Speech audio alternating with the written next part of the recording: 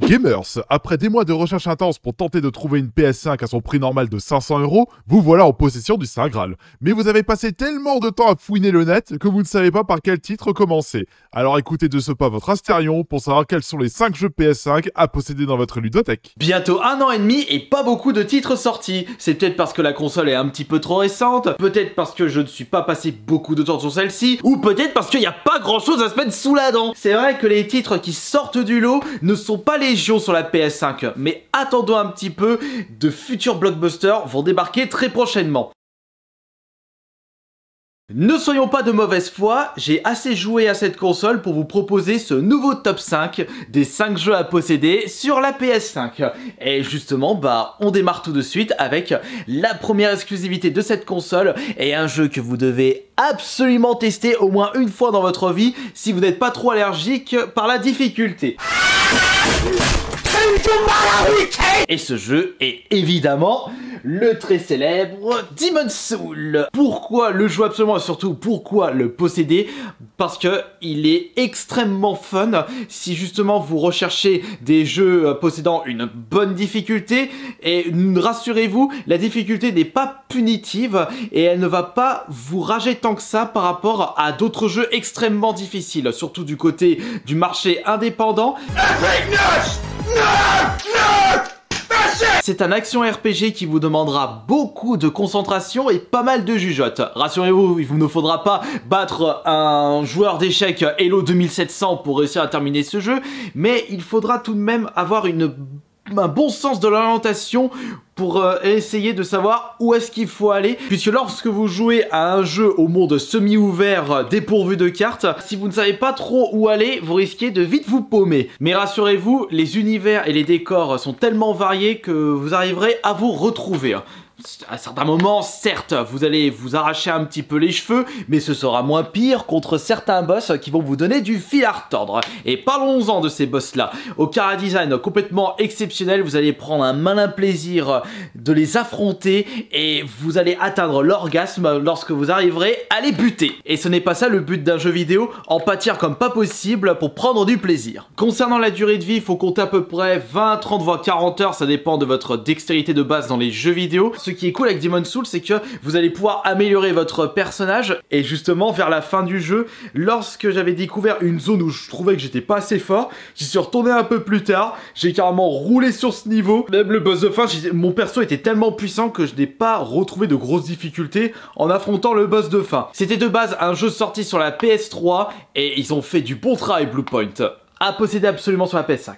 Le deuxième jeu va également vous donner du fil à retordre, mais ce n'est pas le style, puisque cette fois-ci, on va partir sur un roguelite espace. Laissez-moi vous présenter une nouvelle fois, et il s'agit de mon jeu PC actuellement... Non, pas PC mon jeu PS5, non, je vais dire de PS2. Il s'agit de mon jeu PS5 préféré actuellement, c'est le Returnal. Et pourquoi je dis roguelite? C'est parce que lorsque vous allez mourir durant votre partie, vous allez recommencer votre partie, vous allez pouvoir garder quelques petits objets qui vous permettront d'aller dans certains niveaux, mais si vous avez récupéré des bonnes armes, l'amélioration de votre personnage, plus de vie, et ça, vous allez tout perdre lorsque vous allez mourir, et vous recommencerez une partie. Roguelite, le même style de jeu que Body of Isaac, qui est l'exemple le plus populaire, mais Returnal, c'est pas un jeu indé avec des graphismes pixelisés assez simplistes, non, non, non, là, on a carrément un jeu AAA roguelite, et ça a été une grosse prise de risque de la part de Ozmark, mais pour ma part, ils ont très bien géré cette prise de risque et vous allez vous retrouver dans un univers espace avec des créatures dans le style Lovecraftien, Cthulhu. Un super design, les niveaux sont extrêmement fun à découvrir, à jouer, et comme il s'agit d'un roguelite, les ennemis ne sont jamais les mêmes, ainsi que l'architecture des salles. Les gros boss seront toujours les mêmes, donc rassurez-vous, il n'y aura pas de changement de ce côté-là. Et vous savez aussi, ce qui est bien avec ce Returnal, c'est que depuis quelques jours, c'est pour ça que j'en fais un petit peu la promotion personnelle, parce que j'adore ce jeu, et il y a eu une DLC gratuite, puisque les développeurs ont ajouté un nouveau mode de jeu, un mode score, un petit peu avec différentes salles. Plus vous montez dans les salles, plus c'est compliqué et plus vous allez cumuler de points. Et ça s'arrête au moment où vous mourrez. Et de plus, vous allez pouvoir faire la quête principale en coop. Et c'est un ajout récent de la DLC gratuite pour Returnal. Et c'est super cool de la part des développeurs. Le troisième jeu, vous allez me détruire puisqu'il s'agit encore d'un jeu très difficile à prendre en main. Oh allez, arrêtez de vous plaindre là. Essayez de devenir plus fort là, s'il vous plaît. Ne vous plaignez pas, sinon ça va mal aller pour votre derrière. Laissez-moi vous présenter le jeu du moment pour beaucoup de joueurs. Il était obligatoire pour moi de vous l'intégrer dans ce top 5. C'est évidemment le dernier titre de From Software, par les mêmes développeurs que Demon's Souls, leur dernière création, Elden Ring. Évidemment, pour ceux qui habitent dans un bunker ultra profond, un jeu extrêmement joué, très populaire, super fun, un AAA qu'on aimerait voir plus souvent sortir sur les nouvelles générations de consoles. Depuis des mois, on se tape des nouveaux jeux buggés jusqu'à la moelle, sans saveur, possédant des cinématiques à rallonge, des dialogues dont on s'en contrefout un petit peu. Quand on joue à un jeu vidéo, c'est pour jouer, c'est pas pour regarder un film là, bordel de nom de Dieu. Et c'est pour cela que j'adore Elden Ring et c'est pour cela que je vous le recommande fortement. En plus, nous avons le droit au premier Souls monde ouvert, un vrai monde ouvert avec des décors à perte de vue. Vous ne savez vraiment pas où est-ce qu'il faut aller. Déjà que c'était compliqué dans les anciens Souls. Alors en plus qu'il s'agit d'un monde ouvert, vous allez passer de multiples heures à tenter de terminer à 100% ce jeu.